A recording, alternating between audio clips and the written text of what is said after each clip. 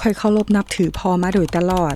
แต่บ่เท่าไหร่อาทิตย์ก่อนข่อยได้รู้ความจริงว่าเพิ่นเคยมีประวัติติดคุกมาก่อนท่านคิดว่าข่อยควรจะหนีออกจากเฮือนและลืมเพิ่นไปเลยดีบ่ปฏิกิริยาของเจ้าเมื่อรู้เรื่องนี้ก็คือกับหลายๆคนที่พบกับเรื่องแบบนี้แม่นแล้ว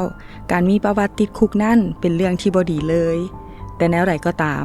พ่อของเจ้าต้องมีจุดดีหลายอย่างแน่นอนเจ้าจึงให้ความเคารพนับถือเพิ่นตลอดช่วงเวลาที่ผ่านมา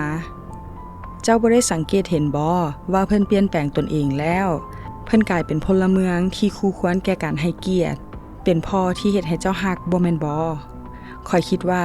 เจ้าบ่ควรหนีออกจากเฮือนหรือผูกใจเจ็บกับพ่อย้อนเหตุผลนี้เจ้าควรจะดีใจที่เพิ่นบ่ได้ดำเนินชีวิตในทางที่ผิดพลาดอีกต่อไปเจ้าควรให้ความไว้วางใจพ่ออย่างเต็มที่เพื่อเป็นกำลังใจให้เพิ่นสู่ชีวิตต่อไปให้เจ้าจื้อไว้ว่าพระเจ้าสัญญาว่าจะยกโทษบาปให้พวกเฮาเพียงแต่พวกเฮาห้องขอจากพระองค์บ่ได้เบิ่งอดีตของเฮาขอเพียงแต่เฮายอมรับเอาพระบุตรของพระองค์มาเป็นพระผู้ช่วยให้พ้นของเฮาโดยเห็นแก่พระบุตรของพระองค์พระเจ้าได้อภัยการบาปให้พวกเฮาล่าและได้ลืมความผิดบาปของพวกเฮาแล้วการยกโทษและความเชื่อใจที่พระองค์สำแดงต่อพวกเขาได้เป็นแรงผลักดัน